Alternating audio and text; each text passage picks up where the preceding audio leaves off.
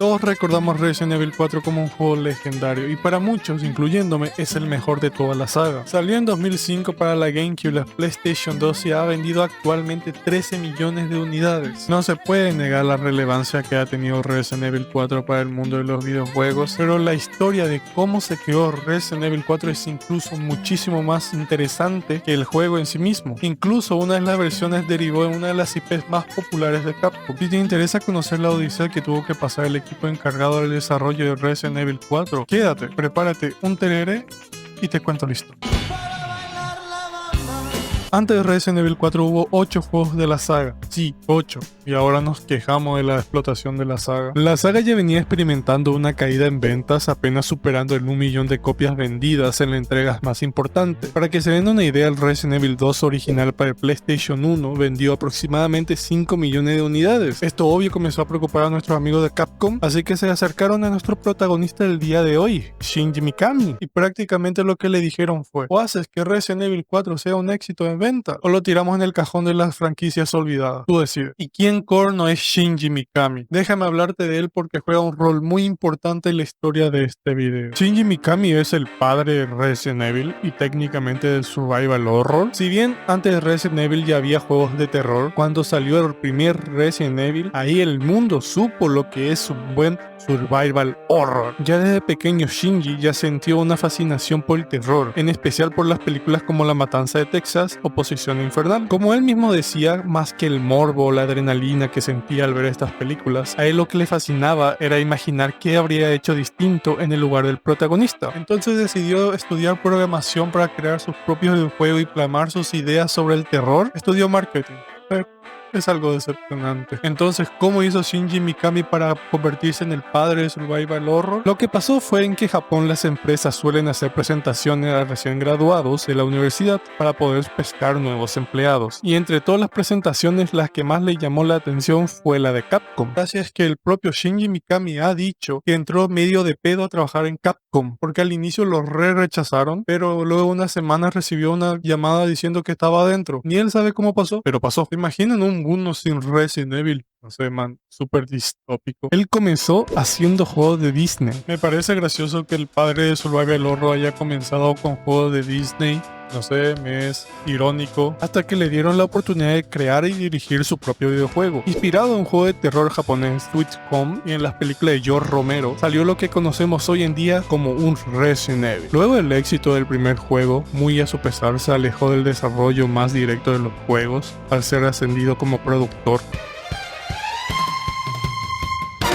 Para esta misión, Shinji Mikami elegiría a nuestro pelado favorito, Hideki Kamiya. Un Hideki Kamiya con pelo y que no bloqueaba gente en Twitter, porque no existía Twitter. ¿Y por qué fue elegido Kamiya? Pues por si no lo sabías, fue el director de Resident Evil 2 y se había ganado la confianza de Mikami por su excelente trabajo. Pero Kamiya estaba en su etapa rebelde y él no quería un Resident Evil normal, él quería un juego que sea más cool. Un protagonista con superpoderes, un estilo totalmente alejado del terror. El resultado, un juego que no tenía nada que ver con Resident Evil. Y claro, Shinji Mikami vio esto y dijo: sacamos esto como un Resident Evil, nos tiran un Nagasaki en las oficinas. Pero ahí no está nada mal, encárgate de ella y sácala como una IP diferente. Así fue como en 2001 salió Devil May Cry, o Los demonios pueden chillar para los fans del guaraní.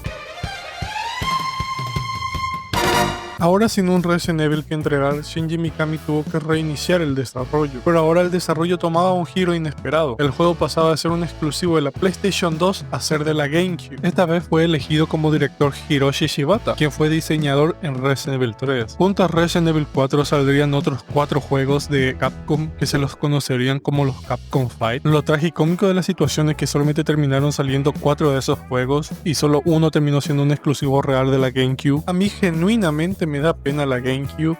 No sé, no le salió nada bien esa generación. En 2002 se presentó a los Capcom Fight, donde se vio por primera vez un tráiler oficial de Resident Evil 4. Se volvió a apuntar a una ambientación terrorífica, siendo muy similar a los juegos anteriores de la saga. Lo curioso de esta versión es ese humo extraño negro que nos persigue, dándole a conocer como la versión de la niebla. Además, volvemos a tener a Leon Sabroso Kennedy como protagonista. La mejor. En esta versión, Leon fue infectado por el virus progenitor, sí, el mismo que se da en Resident Evil 5, pero a Shinji no le convenció que fuese muy similar a los juegos anteriores, así que decidió volver a iniciar el desarrollo otra vez. Me imagino ahí a los pobres empleados angustiados por otro reinicio.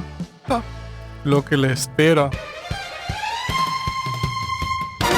En la E3 de 2003 fue presentado otro tráiler de Resident Evil 4. Wow, loco, cómo extraño la E3. Nunca me fui en la E3 personalmente, pero ahora sé que nunca más lo voy a hacer porque ya no existe la E3. En su momento nadie se enteró que era una versión distinta a la del año pasado, y en el colectivo general es de las versiones que más se conocen, siendo nombrada como Resident Evil 3.5 o de Hookman, o del Hombre del Garfio para los hinchas del guaraní. Esta versión estuvo bastante avanzada, incluso se presentó una demo en esa misma E3, y aquí se nota la intención de los desarrolladores de hacer un Resident Evil muchísimo más terrorífico. Prácticamente querían hacer un Silent Hill. El Hombre del Garfio nos perseguía a los Nemesis, cambiándose a una dimensión azul más paranormal, niños demoníacos. Dios, casi parece una Kojimada. Pero Shinji Mikami estaba en la sombra disgustado, a él no le cabía eso de lo paranormal que no pegaba con la saga de Resident Evil, que era más de armas biológicas, de ciencia ficción, así que molesto de que nadie cumplía sus exigencias decidió asumir el cargo de director él mismo. Claramente volvió a reiniciar el desarrollo. Dios se apiade de las pobres almas de los desarrolladores. Esta versión es los medios. Realmente no se sabe mucho de esta versión, ni tampoco hay material sobre esta. Solo se sabe que Shinji Mikami quiso traer de vuelta a los zombies, pero había un pequeño detalle. Shinji pensaba que el problema de las bajas ventas de los últimos Resident Evil era que la gente estaba cansada de los zombies y no del hecho de sacarlas en una consola con bajas ventas, inclusive menos que la primera Xbox. Y ojo, yo no soy hater de la GameCube, de hecho me encanta, tiene juegazos y el Mario Galaxy me lo estoy gozando. Por este pensamiento de Shinji, en Resident Evil 4 ya no hay zombies e incluso hay un mensaje al matar al primer ganado, que es un guiño a toda esta situación. Otro reinicio, pero ya, es el último, lo juro.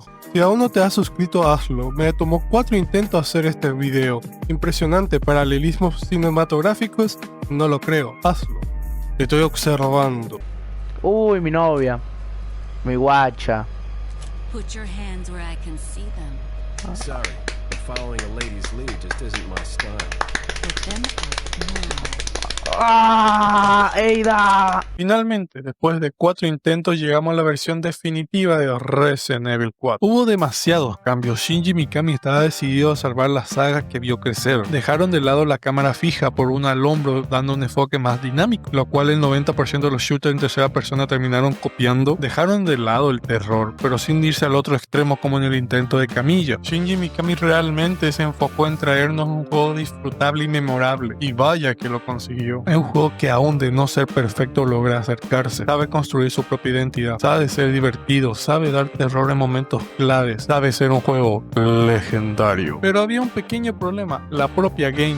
Si bien vendió bastante decente para ser un Resident Evil de la GameCube, unas 1.600.000 unidades aproximadamente, no eran suficientes. Shinji por su parte se aferraba a que Resident Evil 4 fuese un exclusivo puro de la GameCube, incluso diciendo que se cortaría la cabeza si salía para otra plataforma. A pesar de la negativa de Shinji, Mikami terminó llegando a las consolas PlayStation 2 en octubre de ese mismo año, vendiendo aproximadamente 2.300.000 unidades, juntando casi 4 millones de unidades en total. Pero realmente se sabe que Resident Evil actualmente tiene 13 millones de copias vendidas porque salió una infinidad de ports. Incluso salió para la Cibo, una consola toda rancia que solo salió en Brasil y en México. De esta manera podemos decir que Resident Evil 4 fue todo un éxito a ojos de Capcom, influyendo no solamente en juegos futuros de la saga, sino en todos los juegos que salieron posteriormente de Resident Evil 4, revolucionando de la manera que se iban a hacer los shooters en tercera persona a futuro, construyendo un legado de fan impresionante y gente que sigue jugando este juego 20 años después, haciendo speedruns, retos, randomizer, de todo. Pero todos sabemos que este éxito no hubiese sido posible sin la determinación de un hombre,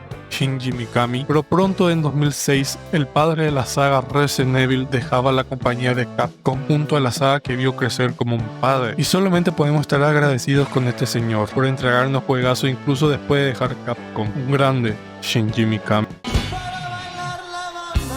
Y esa fue la historia del desarrollo de Resident Evil 4, un juego al que todos le guardamos cariño. Hasta el día de hoy me vuela la cabeza que hubo tantas versiones de un mismo juego, e incluso unas de ellas derivando a una de mis sagas favoritas de los videojuegos. El demonio puede llorar, no sé. Es poético. Si les gustó, recuerden que pueden suscribirse y darle like. Y síganme en Instagram, que ahí siempre aviso todo lo referente a este canal. También tengo Twitter para estar presente el día que finalmente me funden por estar peleando con señoras en Marketplace de Facebook.